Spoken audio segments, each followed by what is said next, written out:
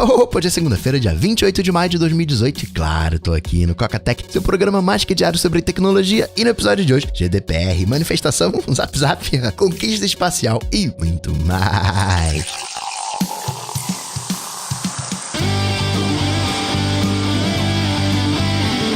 Dicas, produtividade, tecnologia, opinião, comportamento, tendência, notícias. Cocatec. Cocatec, a sua dose diária de tecnologia. Apresentação: Gustavo Faria. E mais um recadinho da Quadro pra você que tá pensando em mudar de carreira ou criar o seu próprio aplicativo de sucesso. Chegou a hora, excelente oportunidade pra você entrar de vez nessa área, porque a Escola Quadro vai te ajudar. Ela que é simplesmente o maior centro de treinamento mobile do Brasil. É um mercado carente de profissionais, sobram vagas, por isso que você não pode esperar. Vem logo fazer o curso de desenvolvimento de aplicativos mobile na Quadro, faz a sua matrícula agora, mesmo que você nunca tenha programado, não tem problema, você pode iniciar nessa carreira. E se você não é de São Paulo, também não tem problema, porque você pode fazer o curso online, ao vivo, com o mesmo conteúdo do offline, interagindo em tempo real com o professor. Tem também o intensivão de férias, vagas abertas para a turma de julho. É o curso mais completo do mercado, onde você realmente aprende mão na massa e chegou no final do curso, você tem todos os requisitos que as empresas procuram. Você que é ouvinte do Cocatec, se realizar a matrícula até quarta-feira, até o final dessa semana, para efeitos práticos, ainda está acontecendo a promoção de aniversário, do curso de férias. Além do super desconto, você vai ganhar também um curso de games com Sprite Kit. O link tá aqui nas notas desse episódio, quadro2ds.com.br/iOS-bootcamp. Também tem o link da oferta. Aproveita! Notícias. Cocatec. Pô, Coco, você falou que ia terminar a greve dos caminhoneiros, terminou, foi nada. Pois é, né? Temer picareta. Falou que não acabou, mas engraçado isso. Fazendo um comparativo desse movimento com o de 2013, no geral, até porque a coisa tá acontecendo ainda. Em 2013, você tinha um movimento popular e que não tinha uma pauta específica. Era muito difícil de você negociar porque você não tinha os líderes e você não sabia quais eram as demandas reais das movimentações. Talvez até tenha tido um estopim, alguma leve organização, mas acabou virando um movimento popular. Depois surgiu até uma galera querendo controlar a narrativa, mas né, não foi exatamente assim. Dessa vez a história se repete. É um movimento popular dos caminhoneiros, eles não se veem representados. Teve o acordo na quinta-feira, embora as duas maiores entidades não assinaram um acordo com o Temer, mas a galera foi pro WhatsApp falando não, esse acordo não nos representa, como a coisa tem vida própria. Sim, tem de repente ali é lockout, é greve, tem um controle de narrativa, talvez tenha tido um estopim inicial, mas hoje virou um movimento do povo. Isso só é possível porque esse povo hoje ele tá conectado essencialmente pelo WhatsApp. Por isso que falei, né, na semana passada, quem pode decidir as eleições esse ano? WhatsApp. Porque a gente não sabe a movimentação que tá acontecendo no WhatsApp. WhatsApp é uma coisa que acontece que ninguém sabe, né? Ninguém sabe, mas todo mundo sabe. Acontece por debaixo dos panos e quando estoura, vai saber o que vai acontecer. Parece que o Temer vai fazer um pronunciamento nessa quinta-feira, anunciando um novo acordo, sei lá se os caminhoneiros vão se sentir representados ou não, mas é interessante essa semelhança de movimentos. Parece que a gente está numa nova era de manifestações apoiadas pela tecnologia. A diferença dos movimentos de 2013, aquela safra para agora, é que a gente tem uma pauta específica. Talvez por serem caminhoneiros, por serem uma categoria específica, eles consigam dizer aquilo que querem. Tem até mal ou bem o apoio da população. Sim, não é todo mundo que concorda, mas acaba que esse movimento de WhatsApp traz a população junto para os caminhoneiros, parece, no grande peso. Talvez seja uma percepção errada. Que brasileiro é brasileiro, né? Ele apoia a greve, mas vai fazer fila no posto para comprar gasolina cara. Outra coisa também, quando você tem... que foi mais ou menos o que São Paulo fez, me parece, de longe, não acompanhei muito de perto. Quando você tem uma demanda global e a coisa não tem forma, você acaba tendo que atacar localmente. Você acaba indo de pouquinho em pouquinho. Que nem quando, né, lá você tem um bug que tem que resolver e não entende muito bem. Você vai tapando os buraquinhos, vai aos pouquinhos, monta uma soluçãozinha de contorno, tá interessante. Claro que você tem desgoverno, você tem a questão da malha ferroviária, política de preços, enfim, um tantão de coisas políticas, mas organizativamente interessante como a coisa tá acontecendo com a ajuda da tecnologia. Os únicos que não se sentiram prejudicados foram os Correios, né, com essa paralisação dos caminhões, que eles não entregavam, né, continuam não entregando.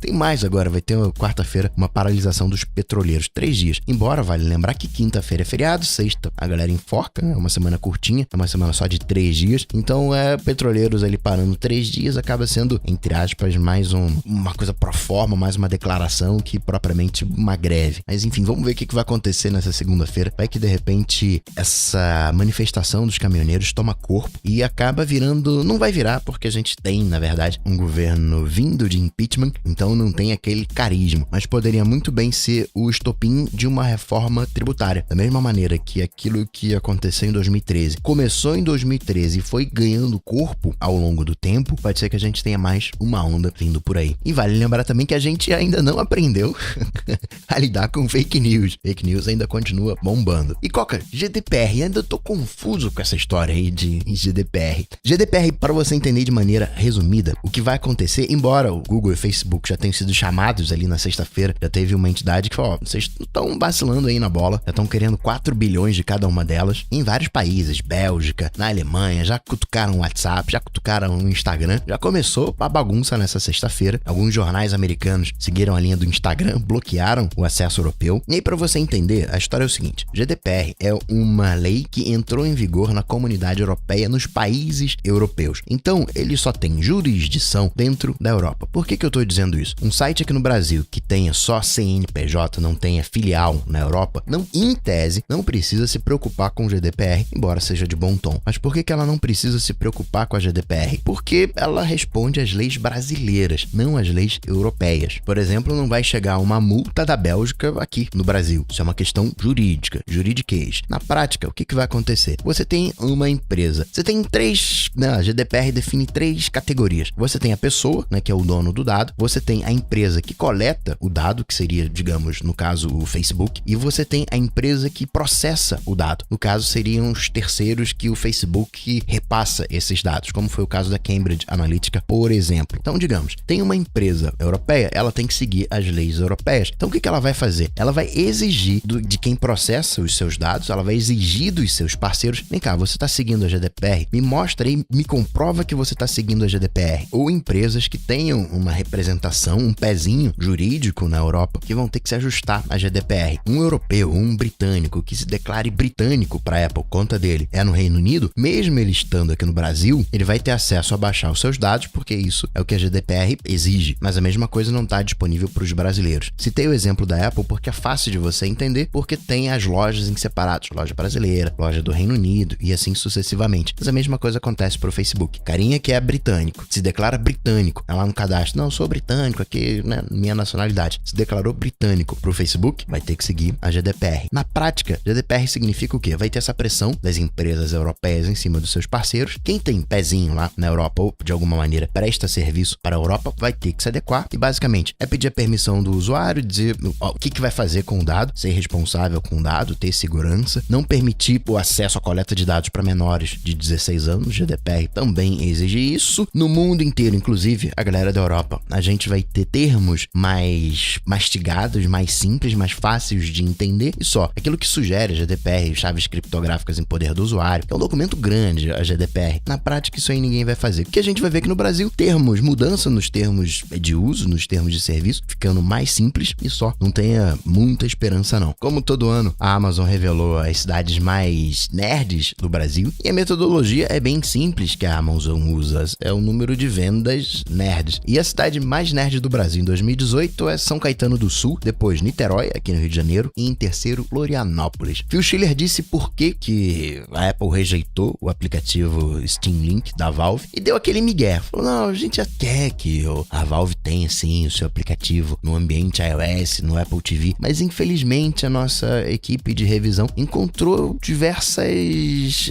infrações nas guidelines. E tá ali quebrando a questão de compras dentro do aplicativo, o conteúdo gerado pelo usuário, os códigos de conteúdo, e não é migué. Nesse caso, o Phil Schiller tá falando a verdade. O que a Apple quer? Se você tem um Steam Link, e tem o seu PC, comprou os joguinhos lá no seu PC, você acaba tendo uma experiência de PC no iOS. Por que você vai querer comprar PUBG Mobile? Por que você vai querer comprar jogos mobile? Não, concentro tudo no meu PC, compro os jogos lá e jogo também mobile. A Apple também divulgou o número de solicitações de desbloqueios feitos pelos países, pelas forças policiais, e o mesmo número do ano passado. Ela mostrou os números de 1º de julho até 31 de dezembro de 2017 2017, o último semestre de 2016, e os números bateram com o de 2016, mais ou menos a mesma coisa. O que ressalta é, cada pedido que é feito, você tem, quero que desbloqueie tantos aparelhos. O número de pedidos foi o mesmo, mas o número de aparelhos dentro desses pedidos praticamente dobrou. Então é como se o número de investigações, o número de casos continuasse o mesmo, mas o número de aparelhos envolvidos nos casos, esse sim, dobrou. E a Apple também disse que vai passar, por uma questão de transparência, vai passar a divulgar os pedidos de remoção de aplicativos feitos pelos governos. Tira esse aplicativo, como acontece lá na China. Não, tira aí o CallKit, tira aí os aplicativos de VPN. Esses relatórios que, digamos, não comprometem a Apple, ela gosta, né? Quando compromete a Apple, ela fica meio assim. Basta ver o caso da GDPR. Se ela realmente tivesse comprometida com a GDPR, teria dado, todo mundo tá aqui, as mesmas regras, pode baixar o que eu sei de você, tem que ver isso aí. Já que eu falei do FBI, ele conseguiu tomar posse de um domínio que comandava mais de 500 mil de roteadores, comandava o VPN Filter, que estava rodando aí desde 2016, infectando os roteadores, TP-Link, Netgear, boa. E Coca, WWDC, o que você fala pra gente de WWDC? Tá rolando um papinho de que no iOS 12 a Apple vai permitir um acesso maior ao NFC, eu acho que super a ver. A Apple vem aos pouquinhos abrindo as portas por NFC, dando capacidade para você abrir porta, por exemplo, com NFC, programar, chegou no hotel, a sua chave para abrir a porta vai ser o NFC do seu iPhone. O nome do novo macOS tende a ser Mojave, Sequoia, Sonoma e Ventura. Sonoma é um nome feio, né? Sonoma acho que não vai ser não, mas Mojave acho bacana. Sequoia,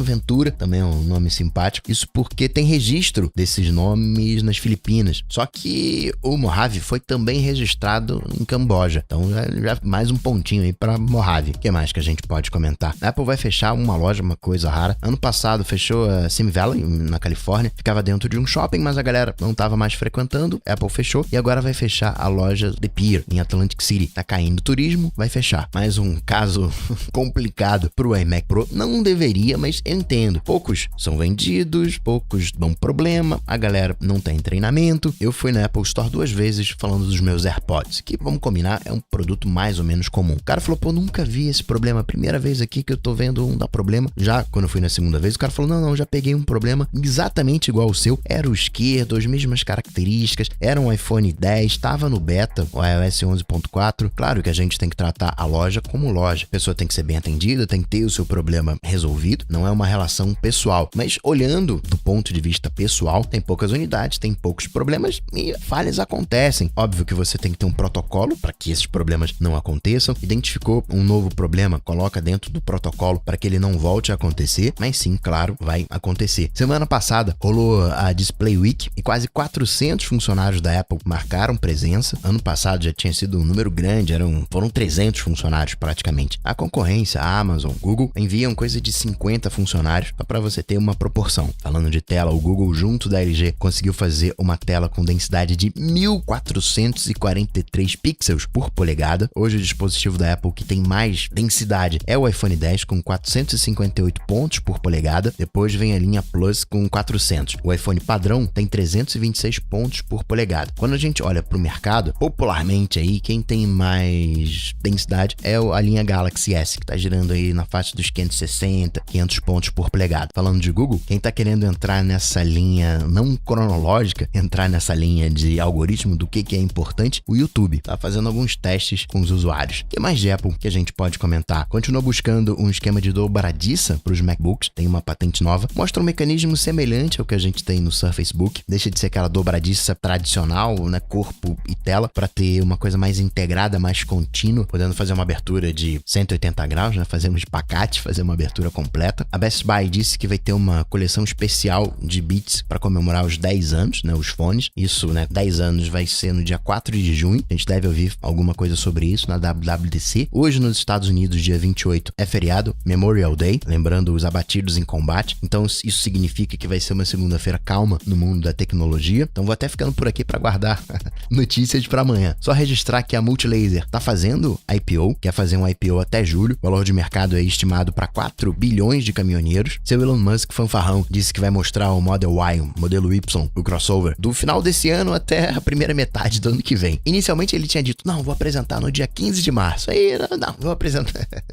Fanfarrão danado, né? Seu Jeff Bezos, ele mostrou seu plano de colonização espacial. A gente sabe a versão do seu Elon Musk, mas o Jeff Bezos, com a Blue Origin, disse que quer colonizar a Lua. Ele vê que a indústria pesada deve ir para a Lua e outros asteroides, e aí pega o produto e traz para cá, né? Transporta para a Terra de volta. Isso faz um baita sentido, porque, imaginando que isso seja alimentado por painéis solares, você tem a questão da energia, você não tem a gravidade, então isso muda o processo de fabricação, você não tem o oxigênio que a gente tem aqui, isso significa que os produtos não enferrujam, você não tem a oxidação, tem a questão da poluição. Então, enquanto o Elon Musk quer colonizar Marte e colocar população, pessoas em Marte, seu Jeff Bezos não quer colonizar a Lua, quer mover a indústria pesada para a Lua. E assim, de olho nas manifestações tecnológicas e na conquista espacial, eu vou ficando por aqui, mas eu volto, você sabe, claro, amanhã, terça-feira. Abraço para vocês, até amanhã. Tchau, tchau.